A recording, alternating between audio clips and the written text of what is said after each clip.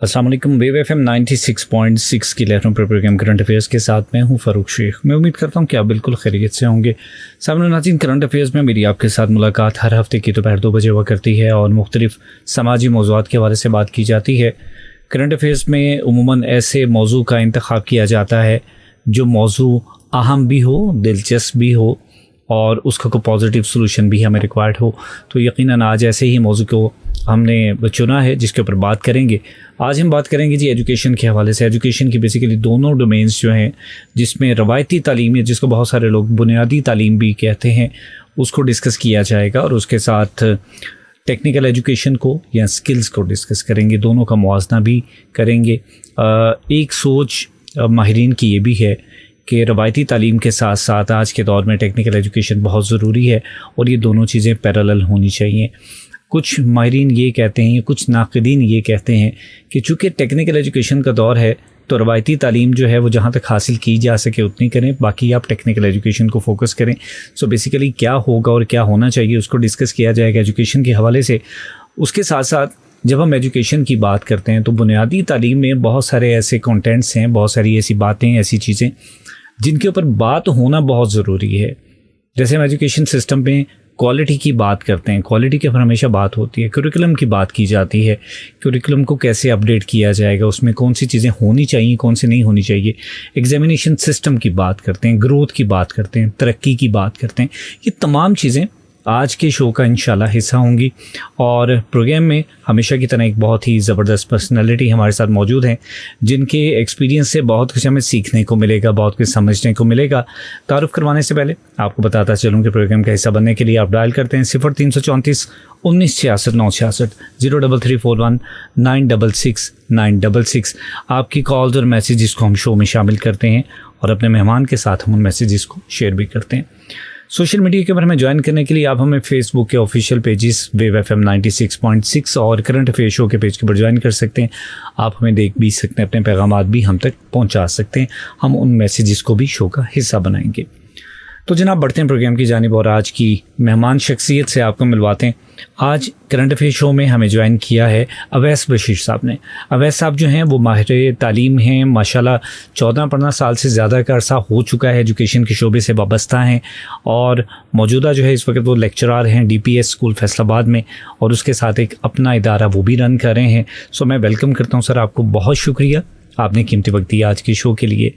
मैं वैसे सबसे पहले तो जो टॉपिक है उस हवाले से ही आपसे जानना चाहूँगा। जब हम कंपैरिजन की बात करते हैं कि रवायती तालीम और technical education, being the teacher क्या समझते हैं? टीचर का पर्सपेक्टिव और होता है, रेसिपिएंट का पर्सपेक्टिव चेंज होता है, तो बीइंग द टीचर क्या समझते हैं कि क्या कंपैरिजन बनता है? फर्स्ट ऑफ ऑल तो जी ऑडियंस को अस्सलाम वालेकुम और आपका बेहद शुक्रिया कि आपने एक इंतहाई अहम मौजू पर आज गुफ्तगू के लिए हमें यहाँ पे मदऊ किया। आपका बेहद शुक्रिया, बहुत अच्छा काम कर रहे हैं, अल्लाह आपको सलामत रखे। जज़ाकल्लाह। देखिए सर, इसमें जो बात है रवायती एजुकेशन या टेक्निकल एजुकेशन, मेरा ख्याल है इसमें सबसे इम्पॉर्टेंट टॉपिक पहला है एजुकेशन वर्ड। बिल्कुल सही। तो जब हम बात करते हैं एजुकेशन की, इसके साथ एक और वर्ड जोड़ दिया जाता है एजुकेशन सिस्टम। अब दोनों एक अपने ही आप में एक बहुत बड़ा अहाता रखते हैं नॉलेज का। अगर हम एजुकेशन की बात करें तो हमें वो मिडिल क्लास में एक ऐसे पढ़ा दिया जाता है, इल्म के लग़वी मायने जानना है। तो सवाल ये है, जानना क्या है? बिल्कुल। तो हमें इकबाल से पैगाम मिलता है, खुद ही को जानना है, अपनी पहचान करनी है। सही। जब बात आती है सिस्टम की, सिस्टम इटसेल्फ एक ऐसा वर्ड है जिसके मायने हमें ये मिलते हैं, किसी चीज़ को ऑर्गेनाइज्ड करना, उसको वेल मैनर्ड में पेश करना, अच्छे से प्रेजेंट करना। बिल्कुल सही। तो सवाल ये है, हमारी एजुकेशन किस तरीके से अच्छे से प्रेजेंट हो सकती है? सही। तो अगर हम देखें इसमें रवायती एजुकेशन को, अगर वो अच्छे से प्रेजेंट हो और बच्चा एक काबिल इंसान बने, ये भी बहुत ज़रूरी है। बिल्कुल सही। और अगर एक बच्चे को मुआशरे के अंदर एक मुस्बत और कंट्रीब्यूटर बनाना है आपने, तो ऑब्वियसली उसको एक स्किल तो होनी चाहिए ना जिससे वो अपनी सोसाइटी को कंट्रीब्यूट करे। बिल्कुल सही। और अगर वो भी सिस्टमाइज तरीके से डिलीवर हो तो सर वो भी बहुत ज़रूरी है। इन दोनों का आपस में कंपैरिजन कोई नहीं है, इन दोनों को पैरेलल तरीके से लेकर चला जा सकता है, इन पर सोचा दोनों पर जा सकता है। बिल्कुल सही। और दोनों ही ज़रूरी है मेरे ख्याल से। यानी कि इसमें मुज़ायका नहीं है कि अगर दोनों में से किसी एक को चला जाए, बल्कि दोनों ही पैरेलल होना ज़रूरी है? बेसिक ये है सर। मेरा नुक्ता नज़र इस वक्त ये है कि पाकिस्तान या कोई भी डेवलपिंग कंट्री जो है उसमें हर फील्ड में हमें एक्सपर्ट्स की ज़रूरत है। ठीक, रवायती एजुकेशन है, चाहे वो अगर एक बच्चा रवायती एजुकेशन से भी थोड़ा पीछे चले जाते हैं, एक बच्चा जिसने सिर्फ कुरान पढ़ा है, सही, जिसने सिर्फ दीन को समझा है, दीन पढ़ा है, उसको दुनिया का, साइंस का कोई नॉलेज नहीं है, अगर उसने भी इस रवायती एजुकेशन को, इस्लामिक एजुकेशन को अच्छे तरीके से गेन किया है सही, और वो मिंबर रसूल पर बैठकर नबी के पैगामात को अच्छे तरीके से डिलीवर कर रहा है, आने वाले किसी ज़ायरीन का, किसी पर्सन का जुमा ज़ाया नहीं जा रहा, वो उस खुतबे से कुछ सीख कर जा रहा है। तो सर ये भी उतना ही ज़रूरी है जितना एक टेक्निकल बंदे का एक सोसाइटी में टेक्निकल एफर्ट्स इनपुट देना है। बिल्कुल सही, बहुत खूबसूरत बात। सर आपने बात की कि हमें बुनियादी तौर पर एजुकेशन को जानने के लिए, समझने के लिए, पढ़ने के लिए जो डेफिनेशन दी जाती है, इसका मतलब ये कि एजुकेशन या तालीम का मतलब है जानना। बिल्कुल। खुद ही को जानने के लिए कितने लोग पढ़ते हैं? ये मैं मतलब ये थोड़ा क्रिटिकल क्वेश्चन है, बड़ी देर से ये जहन में आता है, बाज़ औक़ात माहिरीन से मैं डिस्कस भी करता हूँ कि सर ये है तो एक क्रिटिकल पॉइंट है। मैं भी एजुकेशनिस्ट हूँ, ये सवाल मुझसे भी होता है कि जी खुद ही को जानने के लिए तो हम वहाँ तक तो जाते ही नहीं है, तो फिर वो डेफिनेशन को हम क्यों गलत साबित करें? मैं बताता हूँ सर, इसमें बेसिकली इंसान की अगर फितरत को देखा जाए ना, अल्लाह ने इंसान को फितरती तौर पे क्यूरियस पैदा किया है। बिल्कुल सही। आज हमारी फर्स्ट पॉडकास्ट है, इसको ऑर्गेनाइज करने से पहले आप इसके बारे में कितने क्यूरियस थे? मैं कितना क्यूरियस था, जाऊंगा क्या क्वेश्चंस होंगे, क्या आंसर्स होंगे। आप आंसर्स के लिए क्यूरियस हैं, मैं क्वेश्चन के लिए क्यूरियस हूँ। बिल्कुल सही। ये इंसानी फितरत है, अल्लाह ने एक बच्चे में भी रखी है। एक छोटा सा बच्चा 2 साल का जिसको भी किसी चीज़ का नॉलेज नहीं है, आपके हैंड में एक गैजेट है, मोबाइल फ़ोन, बच्चा उसके बारे में क्यूरियस है, उसको पकड़ता है। आपके हाथ में बुक है, बच्चा उस बुक के बारे में जानना चाहता है। सर ये हमारी बीइंग ए पेरेंट प्रेजेंटेशन है, बीइंग ए टीचर प्रेजेंटेशन है। हमारा टीचर बच्चे को उसकी क्यूरियोसिटी का जवाब देता ही नहीं है, वो उसको कहता है बेटा खामोश, मैं जो बात कर रहा हूँ वो सुने। हम सर बच्चे की क्यूरियोसिटी को, बच्चे के क्वेश्चन को, बच्चे के कॉन्फिडेंस को किल करते हैं। मैंने एक जगह पे टीचर की एक डेफिनेशन पढ़ी है, मेरे बहुत सारे दोस्त शायद इस बात के बाद मुझसे खफा हूँ कि अब टीचर होकर टीचर को जो है क्रिटिसाइज कर रहे हैं, but sir the point is this, teacher के बारे में कहा जाता है कि टीचर रहनुमा, रहबर, लीडर, मेंटोर, इलामा, ये तमाम अल्फाज का इत्तलाक उस शख्सियत पर होता है जो बच्चे की ज़िंदगी को बनाने के लिए उस बच्चे से ज़्यादा संजीदा है। बिल्कुल सही। और अगर सर आज भी ऐसे टीचर्स मौजूद है ना, तो बच्चे मौजूद हैं जिनको खुद ही को जानना है। और बच्चा जब छोटा सा होता है ना, उसके क्वेश्चन को कहते हैं फूलिश क्वेश्चन कर रहा है, अभी इसको समझ नहीं है तो इसलिए सवाल पूछा है। सर समझ हमें नहीं है, बच्चा पूछता है हमसे खुदा कौन है। बिल्कुल। वो पूछता है हमें किसने पैदा किया है। बिल्कुल। हम लॉजिक्स को छोड़कर अकीदत पे आ जाते हैं। बिल्कुल सर, अकीदत होना अच्छी बात है, लेकिन बच्चे का जो सवाल है वो खुद ही को जानना चाहता है सर, हम उसको उधर लेके नहीं जाना चाहते। अच्छा, वो बुनियादी तौर पर उसी स्टेज पे उसी के ऊपर सफ़र करना चाहता है। बिल्कुल। लेकिन वहाँ तक आते थे इतनी देर हम कर देते हैं कि बाद में वही बच्चा कुरिकुलम या अपनी बाकी जो चीज़ें, किताबी चीज़ों में इतना उलझ जाता है कि शायद उस साइड पे वापस नहीं जा पाता। सर उसको उलझाया भी हमने ही है, being a teacher, being a parents. हमने उसके ऊपर एक जो मतलब एक बच्चे की मैं एग्जांपल देता हूँ अपने स्टूडेंट में से। एक बच्चा है, वो अपनी 10th क्लास की एज में गोल्फ प्लेयर है, ठीक, नेशनल लेवल पे विन कर रहा है, लेकिन उसके मैट्रिकुलेशन में जो मार्क्स हैं वो 70-80% आ रहे हैं। सही। सर मेरी नज़र में ये बच्चा उस बच्चे से बेहतर है जो 95% मार्क्स ले रहा है, अपने घर से नहीं निकल रहा, सारा दिन अपने स्टडी रूम में गुजारता है और वो किताबी कीड़ा है। सही है, बिल्कुल सही। अब उसको आप उस दौड़ में लगा दें, वो बच्चा इस वक्त पाकिस्तान आर्मी में एज ए कैप्टन सेलेक्ट हो चुका है, मैं जिसकी एग्जांपल दे रहा हूँ। तो जब वो 9th-10th में था, हमें लगता था यार थोड़ा कम मेहनत करता है। इस तरह के बहुत सारे बच्चे हैं जिनमें बहुत सारी एबिलिटीज हैं, लेकिन हम उनको सिर्फ मार्क्स की बुनियाद पर ही जज करते हैं। एक बच्चा ऐसा है जो क्लास में बैठ के टीचर के लेक्चर को, उसके करिकुलम को चैलेंज करता है, हमें वो बच्चा बदतमीज लगता है। बिल्कुल सही। मेरी नज़र में सर वो बच्चा क्रिटिकल थिंकर है, और अगर आप उसको थोड़ी सी इजाज़त दे दें कि बेटा आप रोज़ एक सवाल पूछें और रोज़ एक सवाल के बारे में बात करें, सर वो बच्चा आपके लेक्चर को ब्यूटीफाई कर देगा।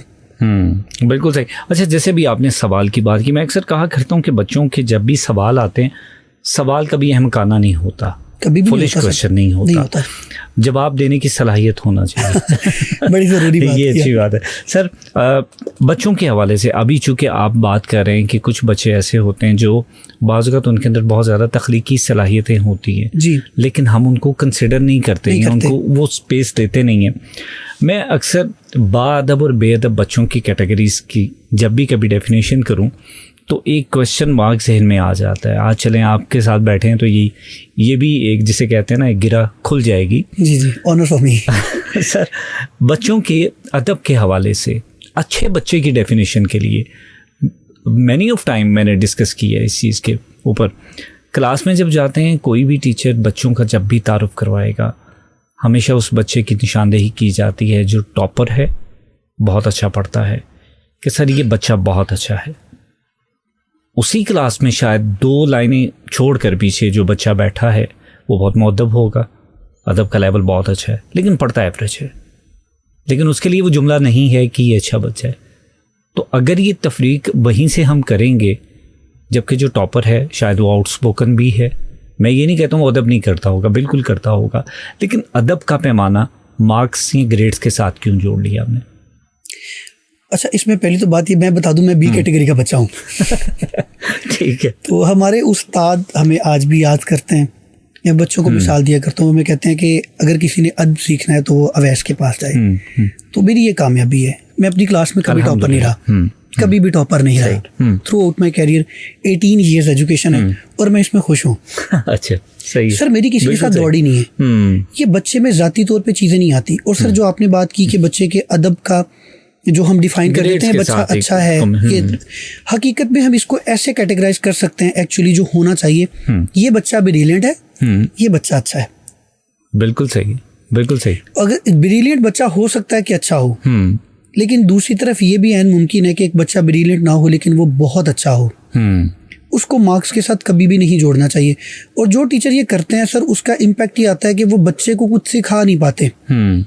जब सर टीचर की बहुत वर्थ है बच्चे के लिए, उसका एक एक लफ्ज बच्चे के लिए वैल्यू करता है।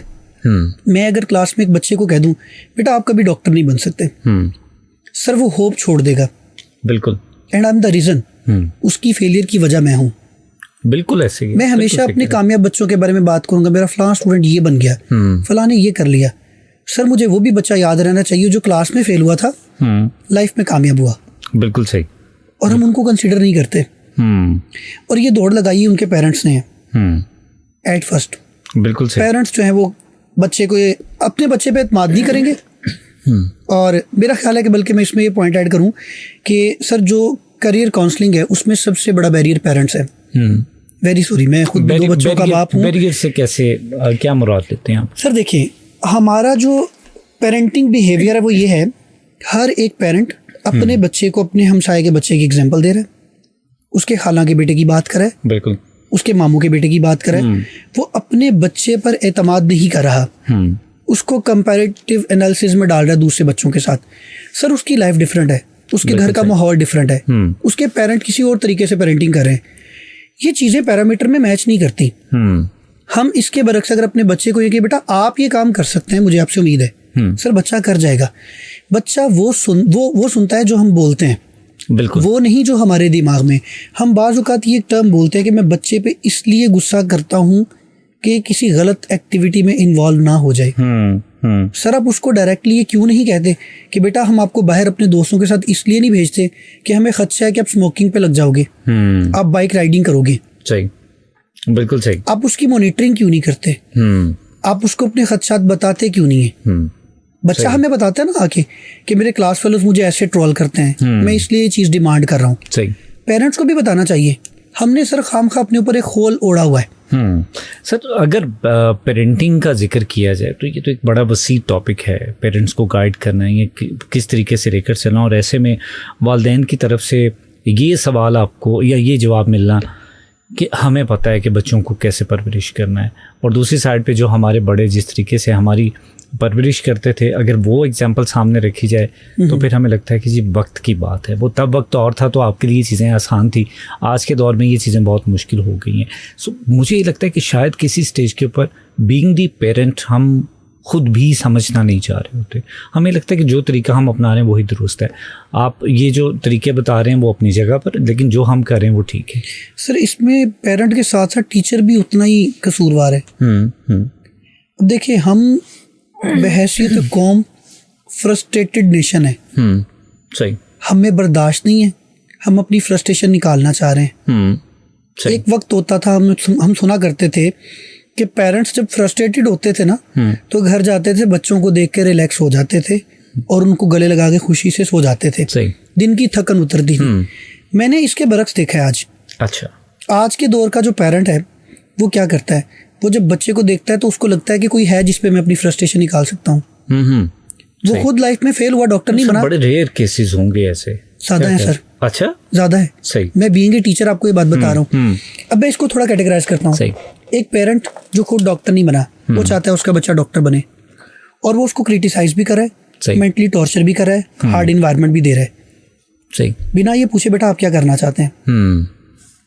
सर आपने कभी एनिमेटेड कार्टून्स देखे? बिल्कुल सर, वो कितना अच्छा बिजनेस है अर्निंग के पॉइंट ऑफ व्यू से। अगर आज एक बच्चा अपने पेरेंट को उठ करके मैं कार्टूनिस्ट बनना चाहता हूँ, उसका पेरेंट उसको किस नजर से देखेगा? क्या फजूल बात कर रहे हो तुम। सही। अब बच्चा जिस लेवल पे सोच रहा है, इसी तरह से टीचर्स, जिसने बायो पढ़ी, जैसे मैं बायोलॉजिस्ट हूँ, यही कहेगा बायो बेस्ट है, मैथ वाला कहेगा मैथ बेस्ट है, मैथ्स कॉम वाला कहेगा यही बेस्ट है। सर हर फील्ड की अपनी वर्थ है, अपनी बच्चे के डॉट ऑफ पैशन को नहीं देखा जा रहा। एक साइकोलॉजी की टर्म है डॉट ऑफ पैशन। सही। अल्लाह ने हर इंसान में कुदरती तौर पर एक काबिलियत रखी है। मीन जो बच्चा धूप में काला होने के डर से 5 मिनट धूप में खड़ा नहीं हो सकता, आप उसको क्रिकेटर बनाना चाहते हैं। यस। जो बच्चा स्टेज पे खड़ा होने से डरता है, उसकी टांगे कांपती हैं, आप उसको स्टेज मास्टर बनाना चाहते हैं। वो टीचर बनना है, वो सिंगर बनना चाहे, ऐसा नहीं हो सकता सर। अल्लाह ने इंटरनेटी में कुछ रखा हुआ है। बिल्कुल सही। मैं इसको बल्कि सेशन में हमेशा ऐसे कैटेगराइज करता हूँ कि कामयाबी के 4 स्टेप्स हैं। सबसे पहला, फाइंड योर इनर पैशन। बच्चा छोटा है तो सर टीचर ने या पेरेंट ने फाइंड करना है। सेकेंडली, उसको उसका आइडियल बताएं कि आपने इस फील्ड में जाना है तो आप एक आइडियल चूज करो। सर वो जरूरी क्यों है? वो इसलिए जरूरी है कि वो अपने आइडियल को देखेगा कि वो कितनी बार फेल हुआ था, इसलिए नहीं कि उसकी एक्नॉलेजमेंट अकम्पलिशमेंट क्या है। हम देखते ही हैं कि आइंस्टाइन जो है वो कितना बड़ा साइंटिस्ट है, एडिसन ने जो है वो इतना बड़ा कारनामा किया था। सर वो कितनी बार फेल हुए। साइंटिस्ट बनने से पहले क्या क्या प्रॉब्लम इसलिए चूज करना है कि आपको ये करेज मिल जाए कि फेल होना कोई बुरी बात नहीं है। बिल्कुल सही है, बहुत खूबसूरत। तीसरी बात है सर, डोंट मूव बैक। जब आपको प्रॉब्लम्स आए, हर्डल्स आए, क्रिटिसिज्म हो कि आप तो गिर रहे हो, छोड़ दो इसको, तब स्टे करना। बिल्कुल सही। सर लास्ट नंबर पे आती है हार्ड वर्किंग।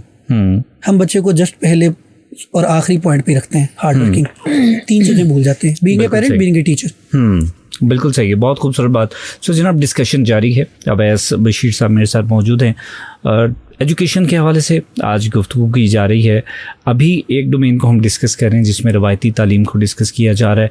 रवायती तालीम में अमूमन जो प्रॉब्लम्स बीइंग दी पेरेंट्स हम फेस करते हैं, बीइंग दी टीचर हम फेस करते हैं, इंस्टीट्यूशनल एंड पे जो प्रॉब्लम्स आती हैं उनको डिस्कस किया जा रहा है। और ख़ास तौर पर कामयाबी के बड़े ही खूबसूरत पॉइंट्स अभी अवैस साहब ने हमें बताए। मैं यकीनन इनसे ये भी जानना चाहूँगा कि हम कामयाबी के पॉइंट्स को फॉलो करने के लिए कामयाबी तो लेना चाहते हैं, लेकिन दूसरी साइड पर हम फेलियर को ना तो एक्सेप्ट करना चाहते हैं, ना फेल होना चाहते हैं, जबकि फेल होने से भी बहुत कुछ मिलता है। सो जनाब, इस सवाल की तरफ आएंगे एक शॉर्ट ब्रेक के बाद। इस दौरान हमें साथ रब्ता करेंगे 0334 1966 966। कहीं जाइएगा मत, मिलते हैं इस ब्रेक के बाद।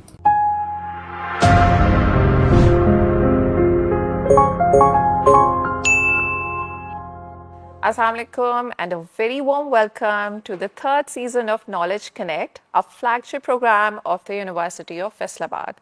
We are very thrilled to have you all join us today as we continue our journey to connect with amazing and incredible people at the University of Faisalabad who make it shine through. Assalamu alaikum, sir.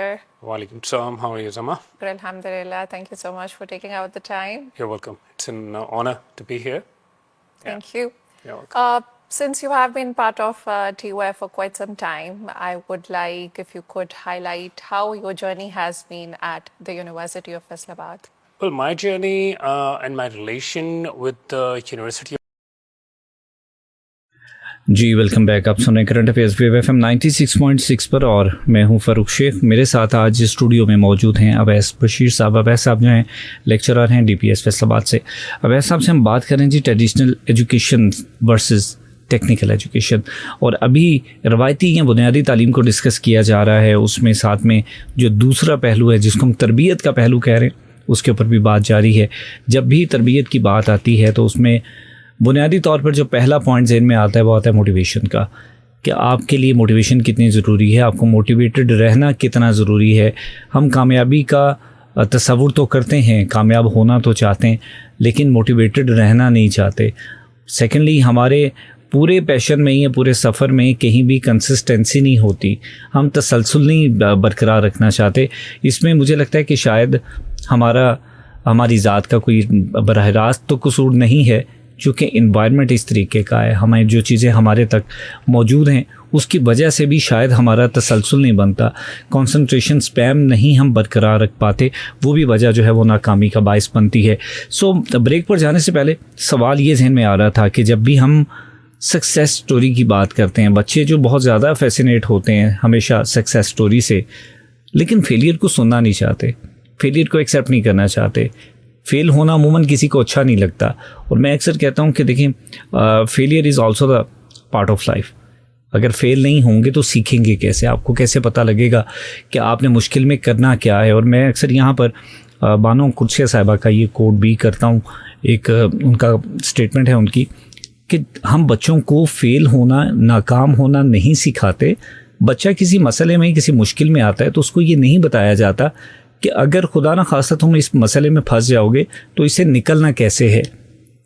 वो खुद ब खुद जब उस मसले में फंसता है, दाएं बाएं से एफर्ट करता है, अपनी जान बचाने की कोशिश करता है, तो किसी न किसी तरीके से मसले से बाहर आ जाता है। लेकिन बड़े होने के नाते, वालिदैन होने के नाते हम उसको वो लेसन दे नहीं पाते, हम सिखा नहीं पाते, या शायद हमें उसको बताना मुश्किल लग रहा होता है कि बेटा लाइफ में फेलियर भी होता है, हम उसको बताते नहीं। हमारी पूरी स्टोरी में, पूरे मैसेज में सक्सेस तो मौजूद होती है, फेलियर का एलिमेंट नहीं होता। जैसे अभी अवैस साहब जिक्र कर रहे थे कुछ देर पहले कि बच्चा जो है वो किसी सक्सेस को देखकर चाहता है कि मैं ये करूं, किसी साइंटिस्ट को देख लिया कि ये साइंटिस्ट है, ये सक्सेस स्टोरी है, लेकिन सक्सेस मिली कब है उसको, वहाँ तक पहुँचने के लिए उसने पता नहीं कितनी दफ़ा फेलियर को फेस किया होगा। सो मैं ये डिस्कस करना चाहूँगा अवैस साहब से, सर सक्सेस तक जाते जाते फेलियर को हम याद ही नहीं रखते, सिखाया भी नहीं जाता, बताया भी नहीं जाता।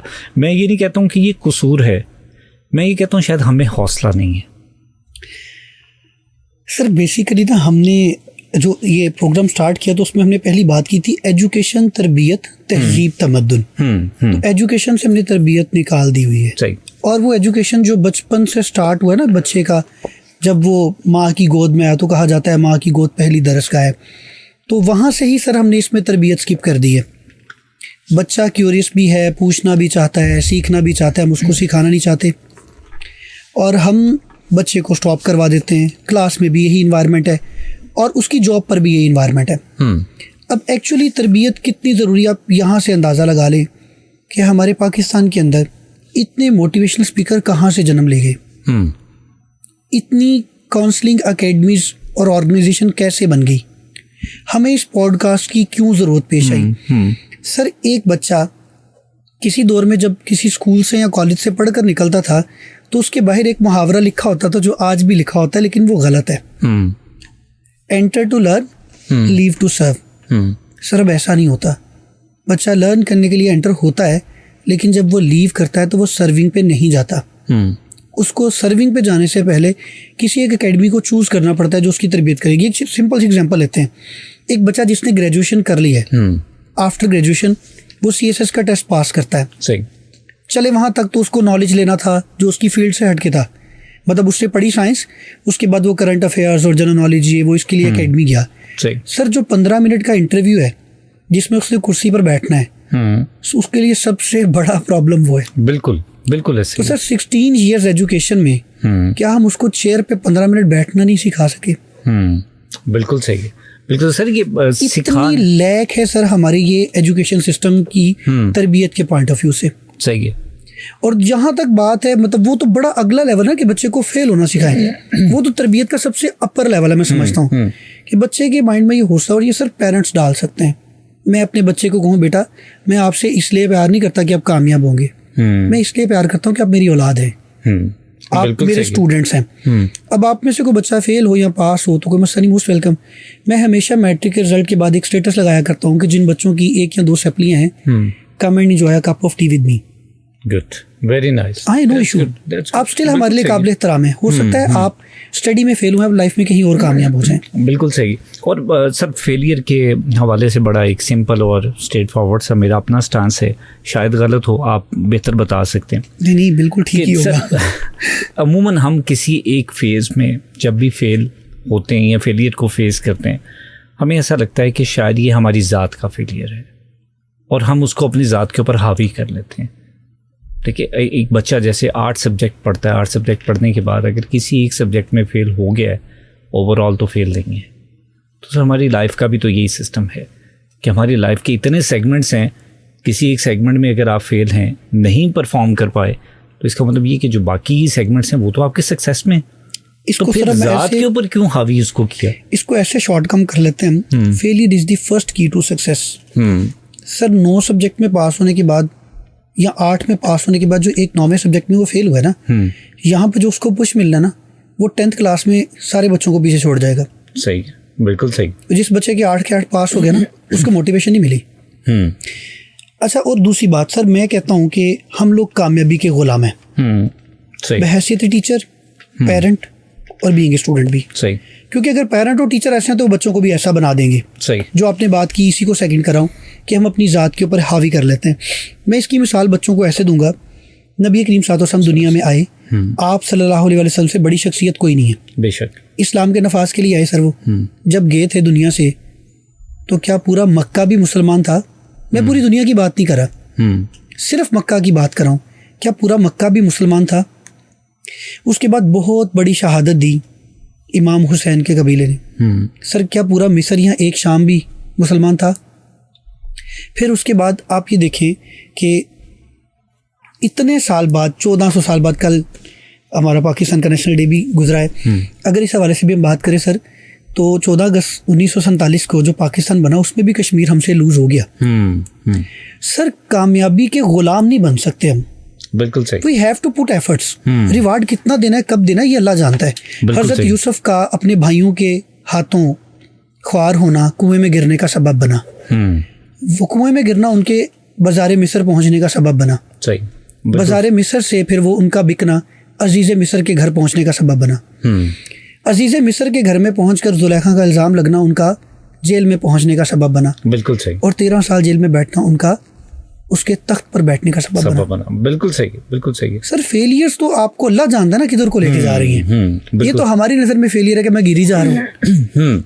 लेकिन यहाँ पे मसला ये है, शर्त ये है कि अगर 70 बार भी गिर गए हैं और आखिरी सांस बाकी है, तो 71वीं मर्तबा भी उठना लाजिम है। लाजिम है, बिल्कुल सही है। बहुत बस वो यकीन हो अल्लाह पे हमें, और अपनी एफर्ट जारी रखे, कभी फेल नहीं हो सकते। बहुत फेल वो जिसने एफर्ट छोड़ दी बस, बाकी सब कामयाब है। जहाँ पे आपने सरेंडर कर दिया वहाँ पे मतलब वहाँ पे चैप्टर क्लोज हो गया। सो जनाब आगे बढ़ते हैं। अब आते हैं ये एथिक्स के ऊपर डिस्कशन के बाद, अब आते हैं जी एजुकेशन सिस्टम के हवाले से। सर मैं सिस्टम के ऊपर बात करने से पहले हमेशा ये कहता हूँ कि 100 दफ़ा मान लिया एजुकेशन सिस्टम में बहुत ख़राबी हैं, मुझे भी पता है, आपको भी पता है, बहुत सारे लिसनर्स हैं उनको भी पता है, लेकिन ख़राबियाँ ठीक कौन करेगा? हम ही करेंगे, अंडरस्टूड, हम उसमें शामिल हैं। लेकिन वहाँ तक जाने से भी पहले एक छोटा सा मुवाज़ना मैं चाहता हूँ। जी। पुराना तालीमी निज़ाम और आज का तालीमी निज़ाम कंपैरेटिव एनालिसिस किया जाए। सर कैसे देखेंगे कि पहले वाला सिस्टम ज़्यादा स्ट्रॉन्ग था या अब वाला बेहतर है? सर इसमें मैं एजुकेशन सिस्टम की पहली रिफॉर्म की बात करूंगा पाकिस्तान में, जो 1960s में आई। अब देखिए उस वक्त मदरसे का निज़ाम था, तो उस वक्त दीनी तालीम और दुनियावी तालीम को एक साथ लेकर चला जा रहा था, और बच्चा दीन भी समझता था, दुनिया भी समझता था। ठीक है। साइंस, मैथ्स, इंग्लिश ये बच्चों को पढ़ाई जाती थी, साथ में दीनी तालीम थी। सही। हमने सबसे पहला जुल्म ये किया कि बच्चों की दीनी और दुनियावी तालीम को अलग कर दिया। अब मदरसे से फारुगुल तहसील बच्चा एक यूनिवर्सिटी से पीएचडी करने वाले को जाहिल समझता है, और पीएचडी करके एक डॉक्टर बनने वाला मेल फीमेल एक हाफिज कुरान शेखुल हदीस को जाहिल समझता है। सर हमने इतना बड़ा फ़र्क डाल दिया। सही। यही सर सेकेंड रिफॉर्म्स आज के दौर में चल रही है। हम टेक्निकल और इस ट्रेडिशनल एजुकेशन सिस्टम को भी तोड़ रहे हैं। हालांकि होना ये चाहिए हर यूनिवर्सिटी में बच्चे को स्किल दी जाए सर, लेकिन साथ में उसको ट्रेडिशनल एजुकेशन, उसकी तरबियत, उसका जो तहजीब है, उसका जो कल्चर है, उसको जिंदा रखा जाए। उस दौर में भी तो मौदूदी साहब ने यही कहा था ना कि अपने मदरसों में बच्चों को दीन के साथ हुनर भी सिखाओ। तो उन्होंने कहा वजह, अगर हुनर होगा तो हुनर बेचेंगे वरना दीन बेचेंगे। बिल्कुल सही। तो सर अब दीन बिक रहा है क्योंकि उनके पास टेक्निकलिटीज नहीं है। तो अब भी अगर रवायती एजुकेशन को टेक्निकल एजुकेशन से अलग कर देंगे तो ये रिफॉर्म भी किसी और जगह पे पहुंची होगी। बिल्कुल सही है, बिल्कुल सही।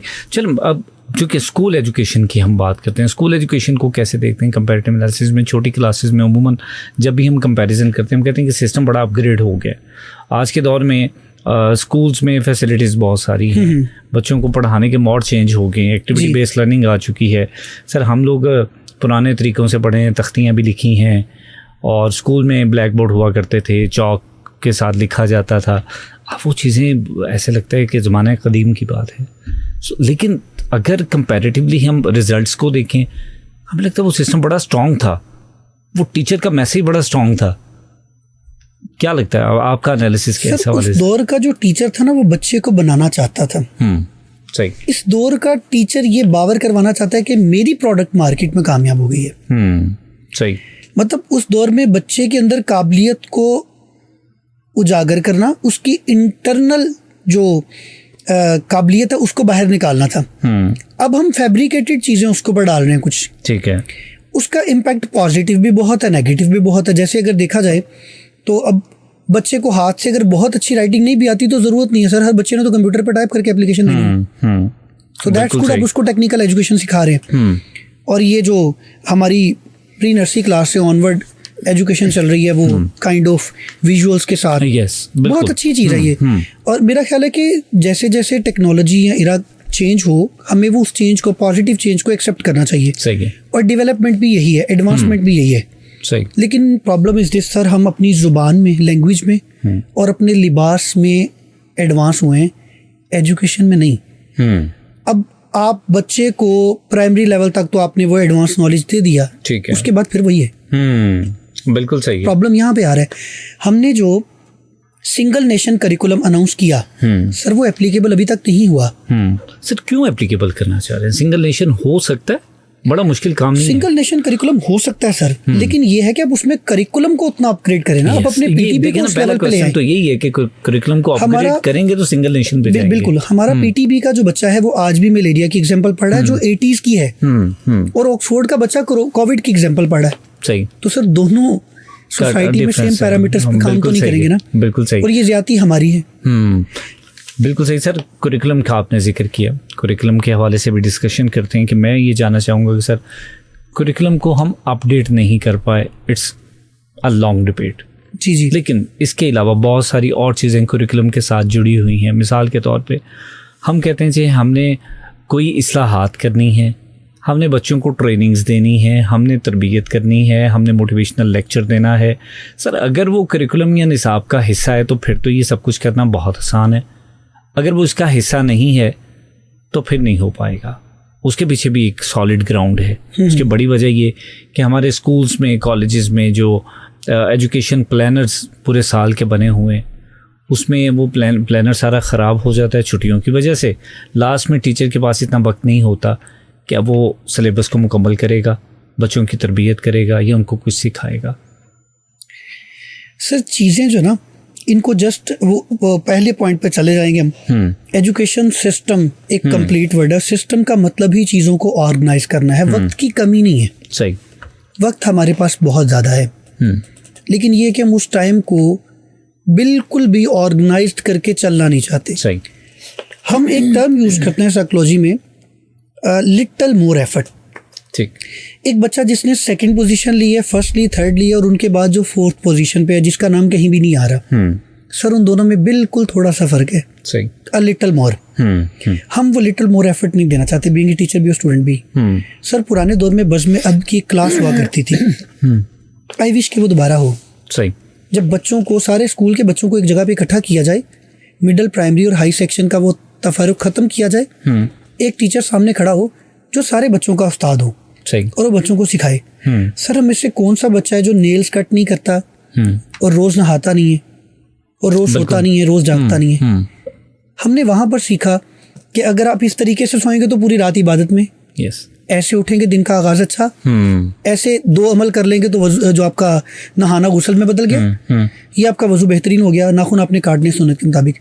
सर वो बज़्म अदब की जो क्लास थी ना, वो भी निसाब का हिस्सा हुआ करती थी। बिल्कुल। बच्चों का ड्रिल का कोर्स, ड्रिल का एक लेक्चर। सर ये चीज़ें हमने क्यों एक्सक्लूड की? सही। ये आपके ख्याल से ये चीज़ें नहीं होनी चाहिए दोबारा? सर बिल्कुल होनी चाहिए, बल्कि बज़्म अदब ही नहीं बल्कि बहुत सारी स्कूल में महफिलें होती थी, तकरीबात होती थी। बल्कि मैं तो ये नेशनल डे के हवाले से भी बहुत सारी जगहों पर ये मैसेज मैंने कन्वे की है।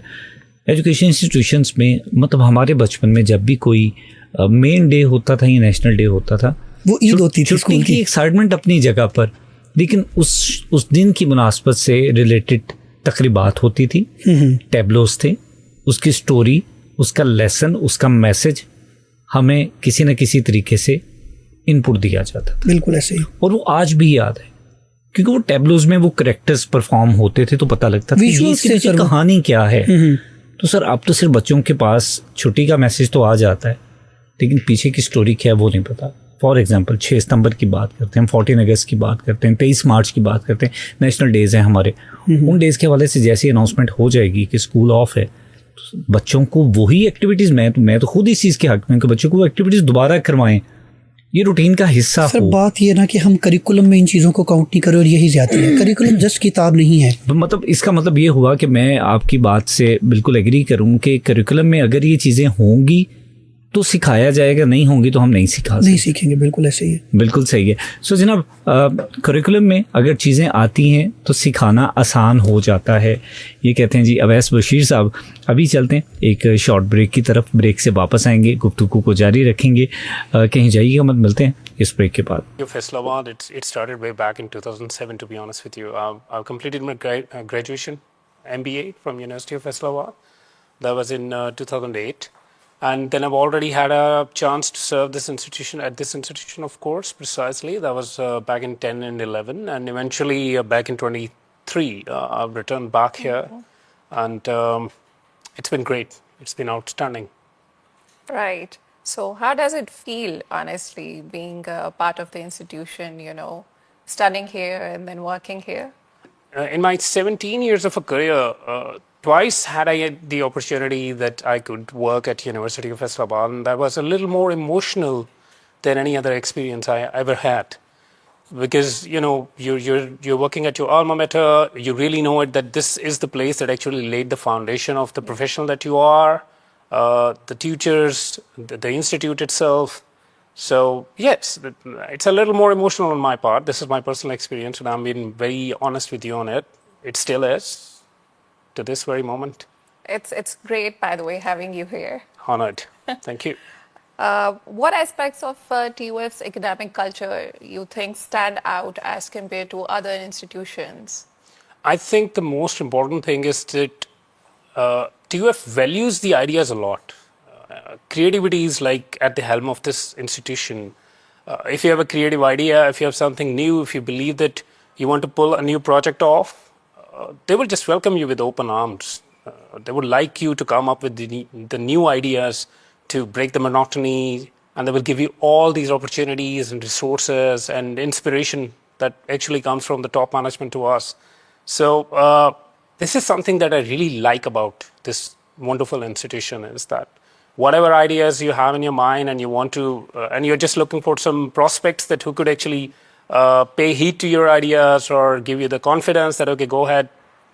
Boy, when it comes to University of Faisalabad, you just drop an idea and sometimes you get a little amazed that you even didn't expect this kind of a firm response and attention to the idea and motivation to just go on and do it. Acceptance towards ideas and creativity?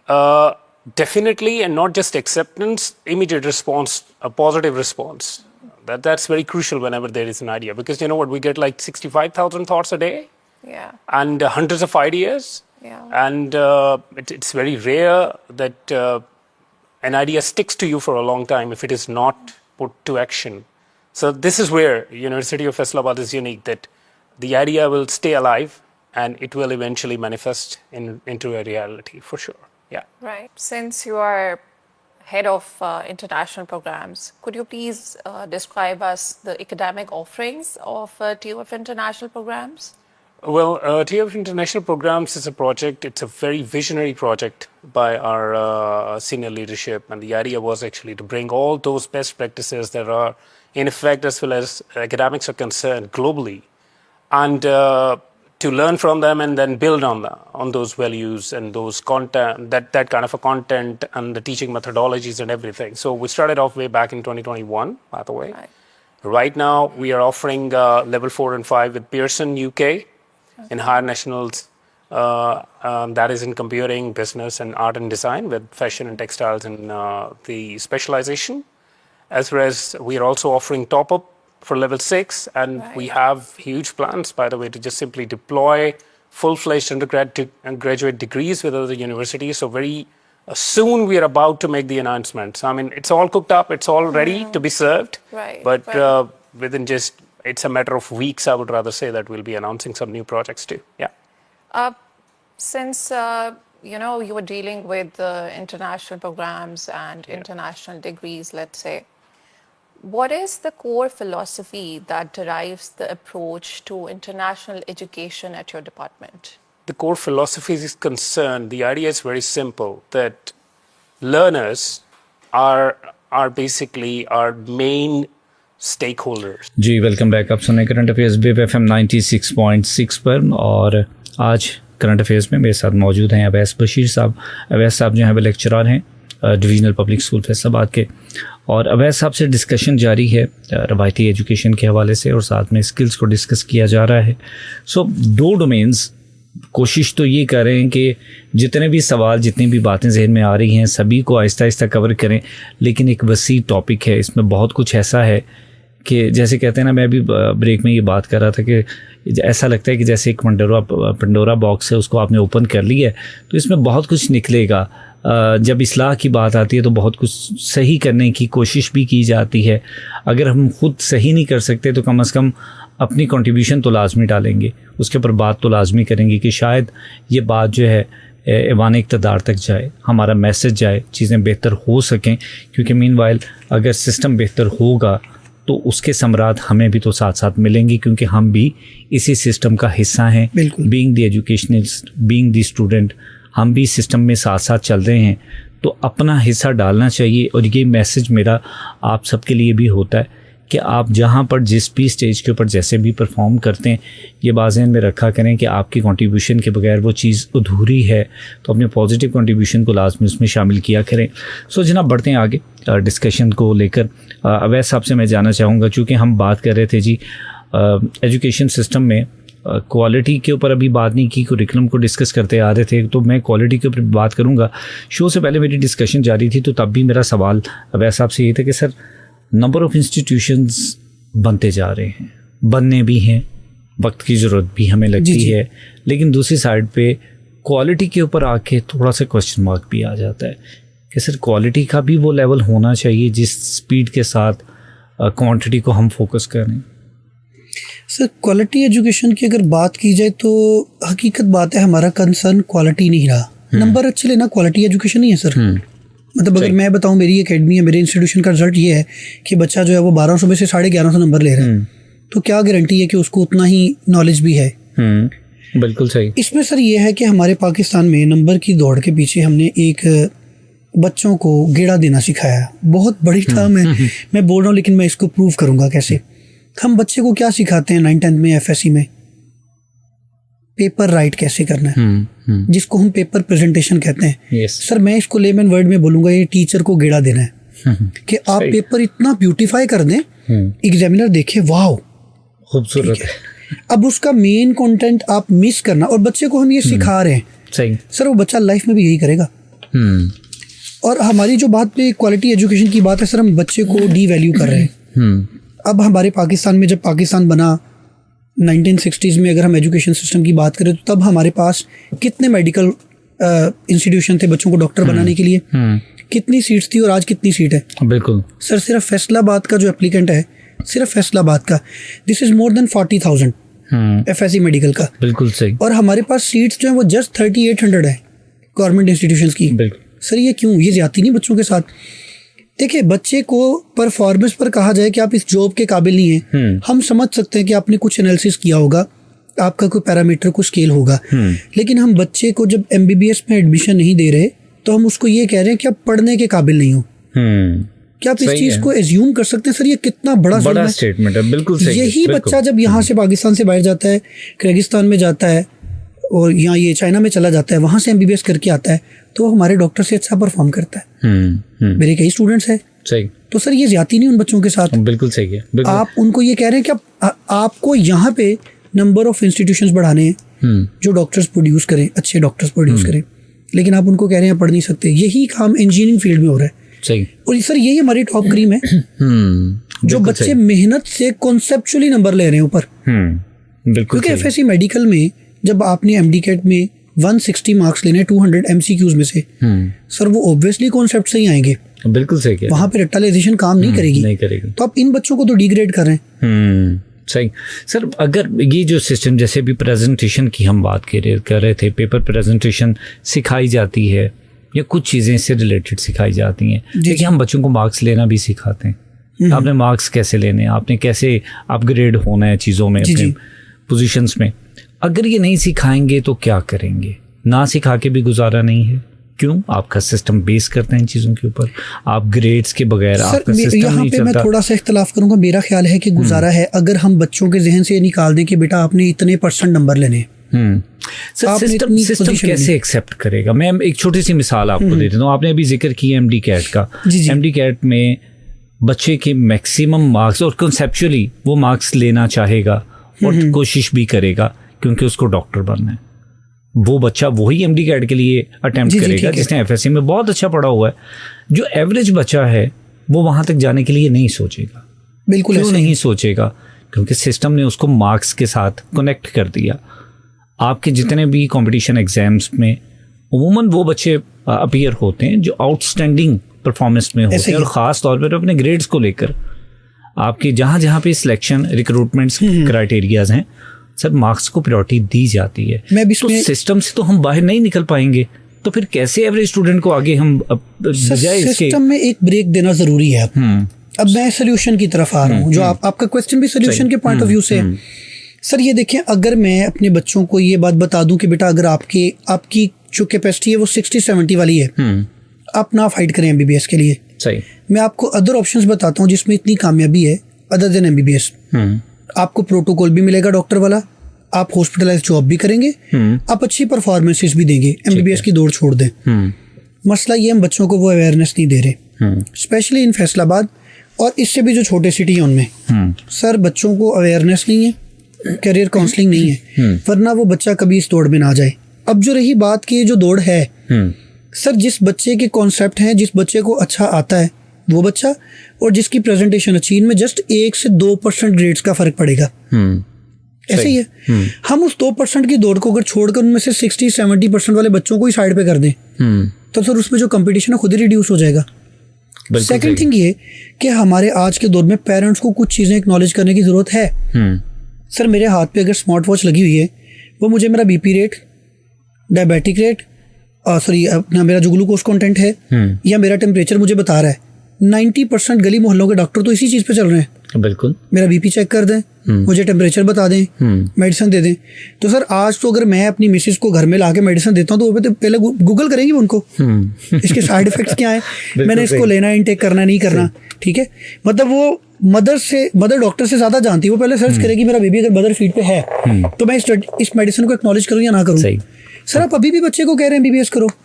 अगर ये आपका बच्चा MBBS करने के बाद specialisation में उस target को अचीव ना कर सका जिस डॉक्टर को आप देख रहे हैं, तो आपका बच्चा सर MBBS में फेल हो जाएगा। सही है, बिल्कुल सही। हम बेसिकली यहाँ पे मैं थोड़ा और एक पॉइंट ऐड करूंगा।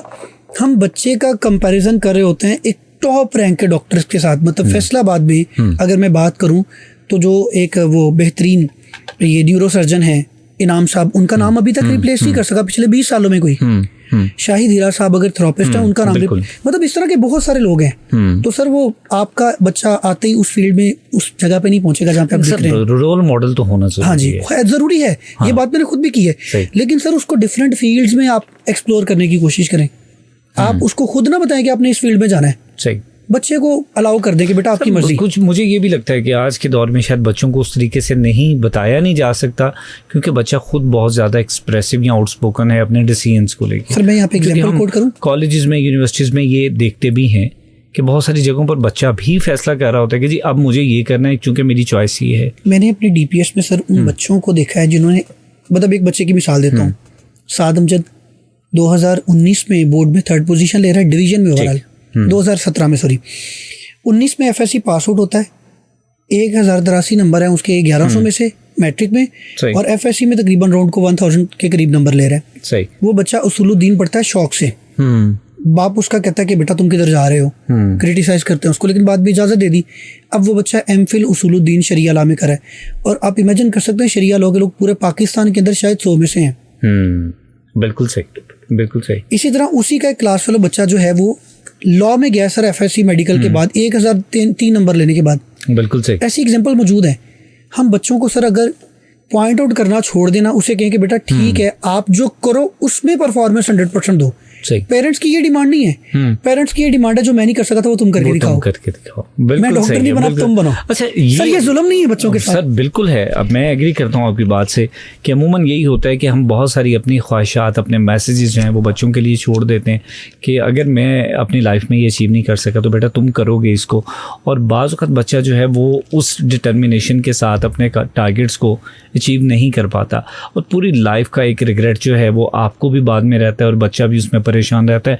सो जनाब डिस्कस कर रहे हैं हम एजुकेशन सिस्टम को, और सिस्टम में ख़ास तौर पर बुनियादी तालीम, उसमें जो जो प्रॉब्लम्स हैं उनको डिस्कस किया जा रहा है। साथ में टेक्निकल स्किल्स के ऊपर भी बात अभी हम करेंगे, चूँकि वक्त भी जहन में रख रहे हैं कि वक्त बड़ा महदूद है, लेकिन बातें बहुत सारी हैं, पॉइंट्स बहुत सारे हैं। कोशिश ये होगी कि कुछ भी ऐसा इग्नोर ना हो जो बहुत ज़्यादा तवज्जो तलब हो।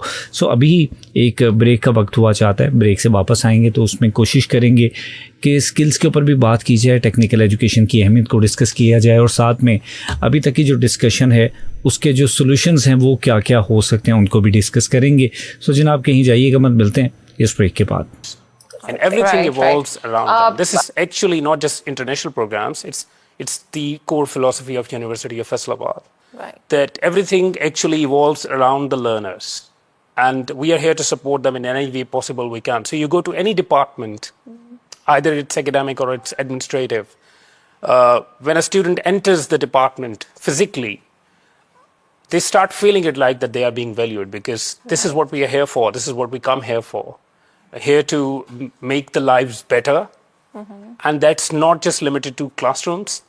It is basically, I usually, it's a very casual statement in my casual discussions that I use, is that when you are in University of Faisalabad and you're breathing the air, the support is within the air along with the oxygen. So it's so much embedded and etched into philosophy, into the vision of our leadership, that definitely translates into this philosophy. So yeah. This is something very unique, to be honest with you. Yeah. So students are the epic center. They are, at the University definitely. of They are. Faisalabad. That's why we are. Since this is international education, could you please tell us the faculty involved and what kind of expertise do they bring towards this kind of international education? Well, you know, studying these sort of programs, transnational education programs, by the way, at a university, it always comes. जी welcome back. आप सुने current affairs wave FM 96.6 पर, और मैं हूं फ़ारूक शेख। आज हम बात कर रहे हैं जी ट्रेडिशनल एजुकेशन और टेक्निकल एजुकेशन को। अभी तक ट्रेडिशनल एजुकेशन को डिस्कस किया है, उसके जो जो प्रॉब्लम्स हैं उनको डिस्कस करते आ रहे हैं। साथ में तरबियत के हवाले से भी हमने गुफ्तगू की, खामियाबी को भी डिस्कस किया। सो बहुत कुछ ऐसा पॉजिटिव आज के शो में अभी तक मिला जिससे नॉलेज में भी इजाफा हुआ, और कुछ नई ऐसी बातें भी सामने आई जिनको कंसिडर करने से बहुत सारी चीज़ें बेहतर हो सकती हैं। सो जनाब एक दफ़ा दोबारा बताता चलूँ, प्रोग्राम में शामिल होने के लिए आप रब्ता करेंगे 0334 19 66 9 66 पर। सो जनाब ये वाले जो चंक में हम कोशिश करेंगे स्किल्स को डिस्कस करें, और स्किल्स के साथ साथ जो अभी तक की डिस्कशन है उसके पॉजिटिव सॉल्यूशंस को सामने रखा जाए, क्योंकि मकसद यही है कि सिर्फ मसाइल को हाईलाइट नहीं करना बल्कि उनको हाईलाइट करके उनके जवाबात भी सामने रखें, उनके हल भी सामने रखें, फिर जाके वो बात जो है वो सैर हासिल होती है, फिर हमें लगता है कि हमने कुछ ना कुछ किया है और यकीनन उसी ऑब्जेक्टिव के ऊपर आज भी हम बिल्कुल अमल पैरा होंगे। सो जनाब आगे बढ़ते हैं। अवैस बशीर साहब मेरे साथ मौजूद हैं। मैं सर से डिस्कस करूँगा क्योंकि अभी तक हम जितनी भी बातें करते आ रहे हैं तो मैं कहीं पर भी पूरी डिस्कशन में इससे बाहर नहीं आया कि मैं भी एक टीचर हूँ, ठीक है जी। और ये समझना या जानना या इस चीज़ को एक्सेप्ट करना बहुत ज़रूरी है कि बीइंग द टीचर बहुत ज़्यादा कंट्रीब्यूशन आपकी होती है। आपने चीज़ों को दुरुस्त करने में, जिसे कहते हैं ना, फ्रंट रो में आना आपका बहुत अहम है। आपको परफॉर्म करना बहुत ज़रूरी है। जैसे अभी आपने जिक्र किया कि जी बच्चों के लिए किसी को आइडियल रखना बहुत ज़रूरी है। जी बहुत ज़रूरी। ये तो अंडरस्टूड सी बात है कि टीचर जो है वो एक आइडियल पर्सनैलिटी होता है। बहुत सारे टीचर जब भी क्लास में जाते हैं तो बच्चे के लिए एक इंस्पिरेशनल होती पर्सनैलिटी होती है, वो आइडियल होते हैं उनको, और बच्चों का दिल करता है कि अगर कभी पढ़ाएंगे तो ऐसे टीचर बनेंगे क्योंकि वो उनकी पर्सनैलिटी आइडियल है। सो हमेशा ये चीज़ फैसिनेट करती है। टीचर और टीचिंग स्टैंडर्ड्स, इन दोनों के ऊपर आपके व्यूज़ चाह रहा हूँ मैं जानना, क्योंकि आप टीचर हैं और आज के टीचर बड़ा सवाल है सर, बहुत बड़ा सवाल है। ठीक है। मैं इसके जवाब को ना इस तरह से समअप करूँगा। किसी एक बड़े मुफक्किर की ये बात है कि उस्ताद एक ऐसी शख्सियत होती है जिसकी अफादियत का अंदाज़ा उसका पढ़ाने का दुरानिया नहीं बता सकता। बिल्कुल सही। नहीं, जब एक बच्चा पढ़ रहा है, पढ़ने का दुरानिया ख़त्म हो जाए, उसके चंद साल बाद उसको याद आए यार वो फलां टीचर। जैसे मैं भी यहाँ पे बैठ के अपने पॉडकास्ट में कई सवालों के जवाब में अपने उस्ताद को कोट कर रहा हूँ। सही है। डॉक्टर सईद अकरम साहब, उनको खराज तहसीन भी पेश करूँगा। मेरे बहुत ही मोतबर, मेरे फेवरेट टीचर्स में से। मैंने टीचिंग स्टाइल, मतलब इवन क्लास में खड़े होना, मैं उनकी तरह खड़ा होना पसंद करता हूँ। सर जो टीचर आपका आइडियल होता है आप उसके जैसा बनना चाहते हैं। बिल्कुल ऐसे ही। और कामयाबी फिर ये है कि वो अक्सर अपने बच्चों को कहते हैं कि किसी ने अगर मेरा अक्स देखना है तो वैस को मिल के आए। क्या बात। तो डॉक्टर सईद अकरम साहब जो समनाबाद कॉलेज से रिटायर हुए हैं, क्वाइट नाइस पर्सनैलिटी। सर बच्चे को सिखाना अपने एक्शन से, वर्ड्स से नहीं कन्वे किया जा सकता। और जो टीचर अपने एक्शन से सिखाता है ना, वो अगर खामोश क्लास में खड़ा भी है ना तो सर उसके अल्फाज तो बड़ी दूर की बात है, उसकी खामोशी बच्चे को लेसन देते हैं। बिल्कुल सही, बहुत अच्छी बात है। अब मैं ये समझता हूँ कि अगर मैं बच्चों की क्लास में खड़ा हूँ और बच्चों में से किसी एक बच्चे ने ऐसी हरकत कर दी है जिससे पूरी क्लास का माहौल डिस्टर्ब हो गया, I have 2 solutions. Stand up, get out from the class. Sir अब सवाल यहाँ पे मेरा ये है टीचर से, अपने दोस्तों से, कि उस बच्चे को मुआशरा नहीं सिखा सका, तो पेरेंट्स नहीं सिखा सके, आपने क्लास से बाहर निकाल दिया, तो सिखाएगा कौन? बिल्कुल सही। तो यहाँ पे मैं वो डॉक्टर सईद अकरम साहब वाला फॉर्मूला आजमाता हूँ। 30 सेकंड का पॉज और खामोशी और एक बात कि बेटा मैं आपसे नाराज हूँ। सर बच्चे की जान निकल जाती है। अब उसको ना डांटे, बच्चे को जस्ट इतना बोले कि बेटा मैं आपसे नाराज हूँ। सर मैंने बच्चों को टीयरफुल आइज के साथ सॉरी करते हुए देखा अपनी टीचिंग करियर में। तो वो खामोशी है। बिल्कुल सही, बहुत अच्छी बात है। तो जो अच्छा टीचर है ना सर, उसकी खामोशी बच्चे को बहुत कुछ देती है। अल्फाज तो फिर वो बात की बात। और एक और बात, हम बात करें ना कि हम टीचर हैं, इससे भी ज्यादा जरूरी है सर मुझे ये कंसीडर करना कि मैं स्टूडेंट रहूं। क्योंकि जो नबी करीम सल्लल्लाहु अलैहि वसल्लम की तालीमात है ना, उसके अकॉर्डिंग आप सल्लल्लाहु अलैहि वसल्लम फरमाते हैं कि हमें पंगूड़े से लेकर कब्र की लहद तक इल्म सीखना है। बिल्कुल। तो सर जब मैंने समझ लिया ना कि मैं टीचर बन गया हूँ, काबिल टीचर बन गया, बनते तो है ही नहीं, वो तो आपकी लर्निंग चलती रहती है, मतलब एंड तक, जब तक, मतलब वो कब्र की लहद तक। मैं इसको ऐसे डिफाइन करूंगा कि कब्र की लहद मतलब मरे हुए तो कितनी देर हो गई, उसके बाद क्या है। वो अक्सर मुफक्किर ये कहते हैं कि इंसान की जो आंखें और कान है ना, ये समात और नजर, बसारत और समात, ये काम करी होती, बंदा देख रहा होता है लोग क्या करे मेरे गिर्द में, मतलब वहां तक सीखना है सर। बहुत खूब। तो वो अंदर का टीचर जिंदा, अंदर का स्टूडेंट जिंदा रहेगा, हाँ, तो टीचर जिंदा है। सही है सर। वालिदैन में, बच्चों में, असातिज़ा में कितनी तब्दीली वक्त ने कर दी? वक्त की तब्दीली को डिस्कस करना चाह रहा हूँ या जानना चाह रहा हूँ। देखिए आज से 10 साल पहले, 15 साल पहले टीचिंग स्टैंडर्ड्स और थे, रिक्वायरमेंट्स और थी, एक्सपेक्टेशंस और थी। आज के दौर की ये तमाम चीज़ें बदल चुकी हैं। किस में कितना चेंज देखते हैं और वो चेंज कैसे हम दुरुस्त करेंगे? मैं इसके सोल्यूशन की तरफ आऊँगा।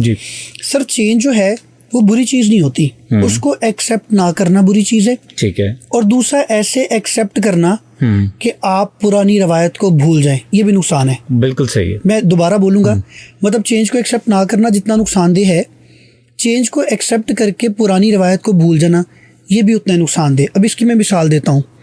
हमारे रिवायती एजुकेशन सिस्टम के अंदर पनिशमेंट का एक रूल हुआ करता था। बिल्कुल। बच्चे आज के मार नहीं बर्दाश्त कर सकते, हम इस चेंज को ना एक्सेप्ट करेंगे, बच्चों को पनिश करेंगे उस तरह से कॉर्पोरल, तो सर ये भी नुकसान होगा। सही। लेकिन अगर हम बच्चे को बिल्कुल पनिश नहीं करेंगे तो भी नुकसानदेह है। इसका सॉल्यूशन ये है कि वक्त चेंज हुआ है, पनिशमेंट का तरीका चेंज होना चाहिए था। पनिशमेंट खत्म नहीं होनी चाहिए थी। बिल्कुल सही है, बिल्कुल सही। नहीं, सजा और जजा का तो जरूरी है। ये निजाम तो कायनात तक चलेगा ना, हमने इसको खत्म करके सर गलती की। और पेरेंट्स को भी सजा और जजा होनी चाहिए जब उनकी कहीं पे गलती है। सही है। लेकिन बात यह है कि आज के जो पेरेंट्स हैं वो बुजुर्गों की सुपरविजन में रहना नहीं चाहते। सही। और एक और मसला सर बड़ा जो है वो ये है कि इस चेंज के साथ साथ एक चीज़ जो हमने एक्सेप्ट नहीं की, हम बच्चे को ट्रेनिंग की तरफ नहीं लाते। मतलब हमारे माशरे में सबसे बड़ा अलमिया जो मेरा ख्याल है इंसानी तरबियत की खराबी का, वो ये है बच्चा गलती करे, छोटा बच्चा है कोई नहीं, आप उसको पनिश ना करें, सिखाने का तरीका तो देना, डिफरेंट वे से सिखा लें। हम कहते हैं बच्चा है जाने दें, थोड़ा बड़ा हो गया जज्बाती है, उम्र लड़कपन है, जाने दें। सही। थोड़ा बड़ा हुआ जिम्मेदारियां हैं, को गुस्से पे को बात कर दी, जाने दें। उम्र रसीदा हो गया, उम्र का बड़ा है, जाने दें। सर किस उम्र में सीखेगा वो? सब कुछ तो जाने दिया आपने। ये जो जाने दिया ना हमने सब कुछ, इसमें सर हम यहाँ पे पहुंच गए हैं। सही है, बिल्कुल ये सही। मसला है। सही है। उसको हर उम्र में सिखाना है, तरीका मुख्तलिफ है। बुजुर्गों में भी अगर कोई गलती है तो आपने उनकी करेक्शन करनी है, लेकिन अदब का दायरा नहीं छोड़ना। अदब के आप दायरे अपने में बाप को भी कह सकते हैं कि तुम जिस बुत की पूजा कर रहे हो ना, वो हमारा खुदा नहीं है सर, ये हमारे इब्राहिम दीन इब्राहिमी पर है ना। बिल्कुल सही। तो उन्होंने कहा था उनको, लेकिन अदब का दायरा नहीं छोड़ा। वाह, बहुत खूब। सर टेक्निकल एजुकेशन जी, उसकी तरफ आते हैं, चूँकि वक्त महदूद है, मैं चाह रहा हूँ कि उसको भी डिस्कस किया जाए। हमारी रवायती तालीम के साथ आज के दौर में टेक्निकल एजुकेशन, ये स्किल्स बहुत ज़्यादा ज़रूरी है, इसमें कोई दूसरी राय नहीं है कि अगर हम कहें नहीं जी ये इतनी अहम नहीं है, ये बाद में कभी तो हो बेसिक नेसेसिटी सकती बन चुकी है। सो कैसे मुमकिन है कि हम अपनी रवायती तालीम के साथ साथ या बुनियादी तालीम के साथ स्किल्स को पैरेलल लेकर भी चलें और इसको मैनेज भी करना सीखें? Sir the very simple way, जैसे हमने एक दौर में ज़राअत की बुक को 8वीं क्लास में आपने और मैंने ज़राअत पढ़ी होगी, एग्रीकल्चर जिसको कहते हैं, ज़राअत बोलेंगे तो आवाम को जन जी को समझ नहीं आएगी। We are talking about agriculture, हमने 8वीं तक वो एग्रीकल्चर पढ़ी सर, उसको रिप्लेस किया गया कंप्यूटर के साथ। तो अब सर यही के साथ रिप्लेस करें, आप करिकुलम डालें उनका 8वीं क्लास में भी, बच्चों को 9-10 में एजुकेट करें। लेकिन सर ये चीज़ें ग्रेजुअल ऐड करके ही हम आगे जा सकते हैं, क्योंकि ना तो हम टीचर सारे के सारे अभी जन जी में से लेके आ सकते हैं, ना पुराने टीचर को हम बिल्कुल फारिग कर सकते हैं। सही। मीन ग्रेजुअल चेंज जो है उसी के साथ पॉजिटिव चेंज आ सकता है, और वो ग्रेजुअल चेंज लेके आने में सबसे ज़रूरी ये है कि चीज़ों को अभी से एडअप किया जाए और करिकुलम का हिस्सा बनाते बनाते वो ग्रेजुएशन तक जाए। सही। अब मैं यहाँ पे एक बहुत बड़ा मसला, बहुत बड़ा पॉइंट है, हमने जब एग्रीकल्चर में या फैसलाबाद में या पाकिस्तान में एग्रीकल्चर मेला लगता है ना, जिसको हम ज़राअत मेला कहते हैं, हम ना एक जगह पे मौजूद थे एग्रीकल्चर में, तो मैं वो टीचर का नाम नहीं मेंशन करूंगा, खैर जो भी थे। तो वीसी साहब खड़े, तो उन्होंने, हम चीफ गेस्ट और साथ में कुछ चैम्बर के लोग थे, तो उन्होंने बड़ा खुशी से बताया हमारे MSc के बच्चे हैं, गुड़ बना रहे हैं, ये करें वो करें। तो ना वहाँ पे एक बड़े एजुकेशनिस्ट बनते थे जो इल्म का शऊर रखते थे। उन्होंने ये बात की, कहते सर आज आपकी MSc का बच्चा यहाँ पे गुड़ बनाने का तरीका बता रहा है, फख्र महसूस करें, हमने ये 8वीं में पढ़ा है। 8वीं में पढ़ा है, बिल्कुल सही। तो सर एडवांसमेंट तो खत्म हो गई यहाँ पे। बिल्कुल सही। अभी भी यही प्रैक्टिस हमने करनी है कि AI को, इनकी ये जो पाइथन है, डाटा साइंस है, इसको मैट्रिक और इंटरमीडिएट से लागू कर दें, ऐड कर दें करिकुलम में। लेकिन सर उसका थोड़ा सा पार्ट रखें जिसको बच्चे एब्जॉर्ब करें। टेक्निकल एजुकेशन दें, बच्चों को सिखाएं स्कूल्स के अंदर। सर ये बहुत ज़रूरी है, क्योंकि बच्चा अब किसी भी जगह पे जॉब पे जाएगा, लेट्स सपोज आपके पास को बच्चा CV भेजता हूँ, मैं कहता हूँ सर ज़रा इसको एक्नॉलेज कीजिएगा, आप कहेंगे वैसे ठीक है, मैं इसको अच्छा है, सर स्किल क्या है इसमें? सर वो नीड बन चुकी है। बिल्कुल ऐसे ही। और अगर हम ये कहेंगे कि ग्रेजुएशन के बाद बच्चा सीखे तो उससे बेहतर है जब वो ग्रेजुएशन करा उसके दौरान उसके करिकुलम में उसको पढ़ाया जाए। बिल्कुल सही। तो अब ये मेरा ख्याल है यूनिवर्सिटी से पीछे आनी चाहिए चीज़ें। सही है। और ये सिर्फ स्किल सीखना काफ़ी नहीं है, बल्कि स्किल को वक्त से पहले अपनी रूटीन में लेकर आना ज़रूरी है। जैसे हम अभी बात करें कि आपने मैट्रिक का जिक्र किया, मैं कहता हूँ कि आप तरक्की याफ्ता ममालिक की जब भी बात करते हैं सर, वहाँ पे बहुत तेज़ी से काम इसके ऊपर होता है। बहुत सारी एग्जांपल्स हमें सुनने को मिलती हैं कि शायद वो ग्रेड 2 या ग्रेड 3 से ही बच्चों को AI सिखाना शुरू कर देते हैं और टेक्निकलिटीज़ के ऊपर काम शुरू कर देते हैं। वो हम तो इंटरमीडिएट के बाद जाके सोचते हैं कि अच्छा अब ठीक है, अब बच्चे को स्किल सिखा देते हैं, कम से कम इसकी एजुकेशन मुतासर नहीं होगी। सो मैं सर 1-2 सवाल जी सर लास्ट पे, एक तो ये आपसे जानना चाहूँगा सर, ग्रोथ के लिए IQ ज़रूरी है या EQ ज़रूरी है? मेरा इंटरेस्टेड टॉपिक है सर। देखिए IQ जो है ना, इंटेलिजेंस क्वेश्चन, और EQ इमोशनल क्वेश्चन, ये मेरा ख्याल है कि जब भी कोई बंदा कमिश्नर्ड ऑफिसर के लिए जाए, CSS के लिए जाए, सिविल सर्वेंट के लिए जाए, बीइंग ए टीचर जाए, उसकी डिग्री तो सर टेबल पे आ गई है। अब उसकी CV देख के उसको हायर नहीं करते, हम उसकी पर्सनैलिटी देखते हैं। ठीक है। कि इसमें इमोशनल बैलेंसमेंट कितना है। ठीक है।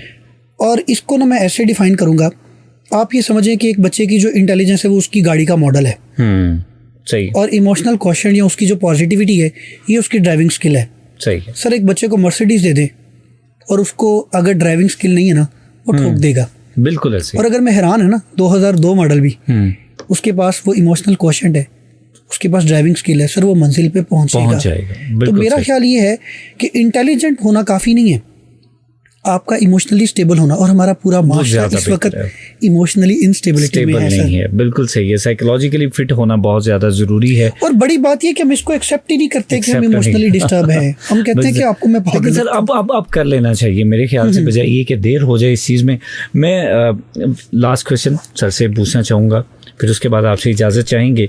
सवाल ये है कि सर हमने डिस्कशन की जी, और उसमें मेरा ऑब्जेक्टिव या मकसद भी यही था कि हमारी नौजवान नस्ल को एक पॉजिटिव मैसेज दिया जाए एजुकेशन सिस्टम के हवाले से, स्किल के हवाले से।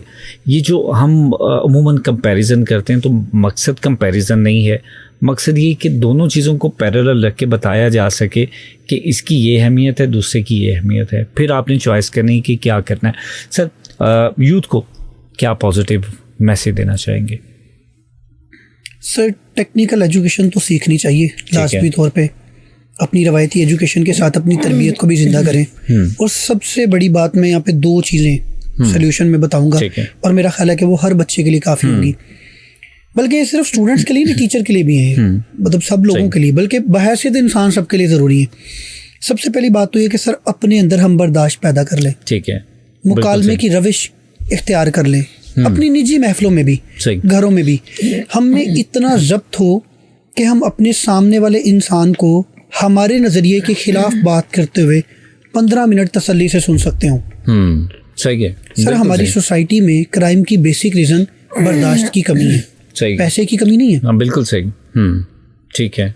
और देखिए पैसे की कमी से या ये जो क्राइम हो रहा है ना, छोटी मोटी डकैतियाँ, चोरियाँ, बहुत बुरी चीज़ है ये भी, लेकिन इसका नुकसान, इसकी भरपाई हो सकती है। लेकिन जो जज्बाती नुकसान आप एक इंसान की पूरी ज़िंदगी तबाह कर सकते हैं, बना भी सकते हैं, सर इसकी रिकवरी नहीं है। और हमारी ये निजी महफिलों में, हमारे घरों के अंदर, हमारे रिलेशनशिप्स में ये प्रॉब्लम है। बिल्कुल सही। और ये वापस उसी पॉइंट पे जा रहा है, EQ। हाँ बिल्कुल सही। और अब खुद इमोशनली स्ट्रांग होने की जरूरत है। और सर सोल्यूशन की तरफ मैं जाऊँ तो मैं समझता हूँ कि वर्सेस ऑफ इकबाल एंड इकबालियत इज एवरीथिंग। सही, बिल्कुल सही। उसी मैसेज के साथ ही अमेंड करेंगे। बिल्कुल सही। इकबाल कहते हैं अकल है तेरी सफर, इश्क है शमशीर तेरी, तुम्हारी अकल तुम्हारी परवाज है। तो बस अल्लाह हमें बाशऊर कर दे, अब इसमें कामयाब हो जाए। अकल है तेरी सफर, इश्क है शमशीर तेरी, मर्द दरवेश खिलाफत है जहांगीर तेरी, माँ सिवा अल्लाह के आग है तकबीर तेरी, तू मुसलमान हो तो तकदीर है तदबीर तेरी, कि मोहम्मद से वफात होने तो हम तेरे हैं। वाह, ये जहाँ चीज़ है क्या लोहो कलम तेरे हैं। वाह वाह, बहुत खूब। अब ऐसा बहुत शुक्रिया आपका, आपने कीमती वक्त दिया आज के शो के लिए और बहुत ही सैल हासिल गुफ्तगू रही। जज़ाकल्लाह, बहुत शुक्रिया। Thank you sir. सो जनाब, ये था आज का करंट अफेयर शो और यकीनन बहुत कुछ सीखने को मुझे भी मिला है और मैं तवक्को करता हूँ कि आपने भी आज के शो से बहुत कुछ सीखा होगा। मकसद फिर एक दफ़ा दोबारा बता दूँ कि ये बिल्कुल नहीं है कि हम कंपैरिजन करें, चीज़ों को क्रिटिसाइज़ करें, एजुकेशन सिस्टम के ऊपर जो ख़राबी हैं उनको हाईलाइट करें। मकसद हाईलाइट करना नहीं है, मकसद ये है कि जो चीज़ें ख़राब हैं वो दुरुस्त कैसे होंगी, उसमें एथिक्स भी आ सकते हैं, उसमें हमारे रवैये भी आ सकते हैं। और आज की पूरी डिस्कशन में जो बड़ी ही खूबसूरत बात जो लास्ट पे भी अवैस साहब ने कही कि हमें इमोशनली अपने आप को स्ट्रॉन्ग करने की ज़रूरत है। आप इमोशनली अपने आप को स्ट्रॉन्ग करेंगे तो बहुत सारी चीज़ें बेहतर हो जाती हैं, चूँकि हमारे डिसीजंस भी अमूमन हमारे इमोशनल क्वेश्चन के ऊपर बेस कर रहे होते हैं। आप इमोशनली स्ट्रॉन्ग हैं तो आपके लिए फ़ैसला करना आसान है, आपके लिए चॉइस करना आसान है, आपने क्या करना है क्या नहीं करना है ये आसान हो जाता है। दूसरी बात ये कि वक्त बदलने के साथ साथ तब्दीली आती है, अच्छी बात है, तब्दीली ने आना है। दूसरी बात ये कायनात का निज़ाम तब्दीली के ऊपर ही मुनहसर है, तब्दीली के साथ ही चलता है। अगर तब्दीली नहीं आएगी तो कायनात का निज़ाम नहीं चलेगा। ये एक डायरेक्ट एक मैसेज है। तो इस चीज़ को एक्सेप्ट करना बड़ी बात है कि हमें ये समझना चाहिए कि दौर बदल गया है तो उसके साथ साथ हमने ख़ुद को भी बदलना है। ख़ुद को बदलने के लिए जहाँ जहाँ जो जो तब्दीलियाँ आती हैं उसके लिए ख़ुद को तैयार करना शुरू करें। Being the Elder, being the parents, हमारी ज़िम्मेदारी बढ़ जाती है कि हमने लर्निंग कैसे करनी है और उसी तरीके से हमने अपने बच्चों को तैयार कैसे करना है। हमने जो मॉडल, जो प्रिपरेशन बच्चों की बना देनी है, कल को वो उसी तरीके से उसको अप्लाई करेंगे। अगर हम उनको वक्त नहीं देंगे, अच्छा बुरा नहीं बताएंगे, तो वो खला कहीं ना कहीं रह जाएगा और वो आगे से आगे खला के साथ ही ज़िंदगी बाकी चलेगी। सो जनाब, इसी बात के साथ आज के करंट अफेयर शो से मुझे इजाज़त दीजिए। मेरी आपके साथ मुलाकात होगी अगले हफ्ते दोपहर 2 बजे इंशाल्लाह, नए मौजू के साथ, नए मेहमान के साथ। लेकिन उससे पहले हम मिलेंगे सोमवार को प्रोग्रेसिव पाकिस्तान में नए मौजू के साथ, नए मेहमान के साथ, दोपहर को 1 बजे। तब तक के लिए अपना बहुत सारा ख्याल रखिएगा, दुआओं में लाजमी याद रखिएगा। अल्लाह ने के बाद।